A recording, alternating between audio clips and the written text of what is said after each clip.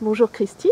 Bonjour. Alors, vous êtes professeure de yoga depuis un peu plus d'une vingtaine d'années, c'est Ça ça? fait 25 ans même maintenant. Et vous enseignez aux sages-femmes pour qu'elles transmettent auprès des femmes le yoga. Tout à fait. Pouvez-vous nous en dire plus sur le yoga?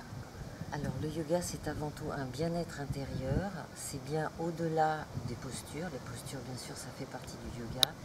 Mais c'est de permettre aux femmes enceintes de sentir le corps évoluer dans un état de bien-être, de façon à ce que les ligaments, les articulations, la respiration et tous les effets secondaires liés à la grossesse puissent disparaître ou en tout cas être le moins présents possible. Voilà, tous les problèmes de constipation, les problèmes de jambes lourdes, d'hémorroïdes, de jambes qui gonflent, de douleurs dans le dos, de troubles à l'estomac, voilà.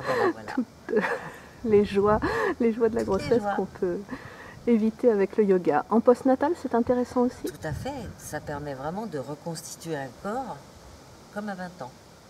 Voilà. Ça donne envie. Alors, quand commencer le yoga? L'idéal, c'est vraiment dès le début de la grossesse. Parce que vraiment, dès le début de la grossesse, le corps se transforme progressivement. Et plus on pratique dès le début, moins les troubles se font connaître.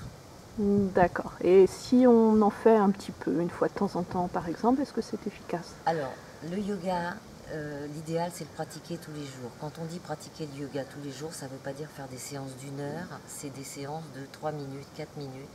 Mais tous les jours, on a donné une petite information au corps, d'étirement, de respiration, de détente, de lâcher prise. D'accord. Y a-t-il une contre-indication au yoga?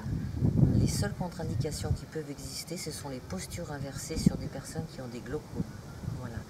Et même les personnes qui ont des menaces d'accouchement prématuré, il n'y a aucun souci. Le yoga peut se faire par les poignets, par le mental, en bougeant légèrement les jambes. Ce n'est absolument pas un souci. Tout est dans la façon de l'accompagner.